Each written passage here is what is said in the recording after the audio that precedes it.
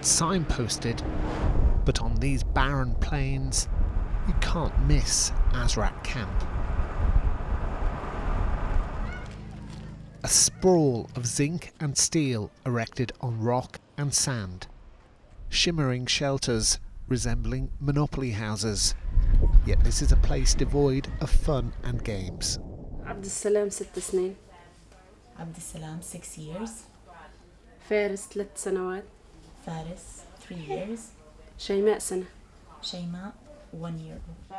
Fatima's family arrived in Jordan 9 days ago. They'd fled their home in Aleppo in Syria. صار ينزل علينا براميل. They had barrels. براميل. Barrels, bombarding them with barrels. تهدمت بيوتنا. It's bombs, basically, barrels of bombs. Unusually for a refugee camp, Azraq was planned and built over the course of a year. It's being seen by many as a model for all refugee camps, with schools, a hospital, even a supermarket. The best thing to say, it's probably one of the most planned refugee camps. People say it's the best planned, but you can always do things better. So to have a year of building, designing, planning camps based on the lessons learned from Zatri camp, which is also in Jordan, and also other refugee camps. The families living in Azraq fled horrific situations, often making desperate journeys just to get in here. But the reality is, in these harsh conditions, nobody wants to stay. Solar lamps are the only source of electricity here. And while there is clean water, supplying a desert camp in one of the driest countries on earth is difficult. Even more so with the Syrian crisis now into its 4th year. It hasn't abated, it's increasing, more and more families are leaving. The resources are getting less. It's an incredibly difficult environment for all the organisations and all the people in the field to work in, to try to make sure that the people who come to this camp have a semblance of a life here. Azraq opened less than 4 weeks ago, yet it already hosts 6,500 refugees.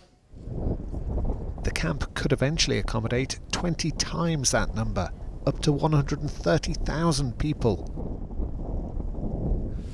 And these shelters may well become homes for years to come. Philip Bromwell, RTE News, Azraq Camp in Jordan.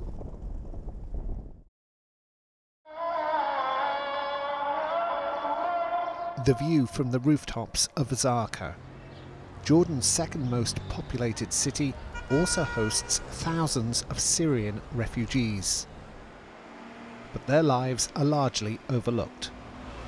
Much of the reporting of the Syrian refugee crisis has looked at the experience of those living in the large refugee camps at places like Zatri and Azraq. But the reality is that more than 80% of the Syrian refugees living in Jordan live in urban communities like this one. Sophia's family fled Syria after their home was bombed. She tells me the monthly rent for this 2-room apartment is 90 Jordanian dinar. It's the equivalent of just over €90. But it's a fortune if you've lost almost everything you own.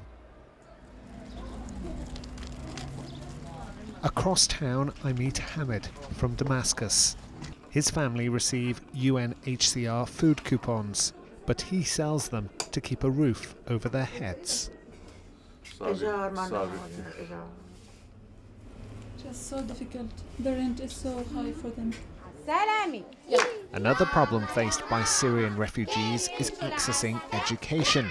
Many of the children at this centre have never been to school. They are the lost generation. Without reading, without writing, what's the future of them? Nothing. Today the launch of an exhibition at the centre at least provides some excitement. But the photographs taken by young Syrians paint a stark picture of life here.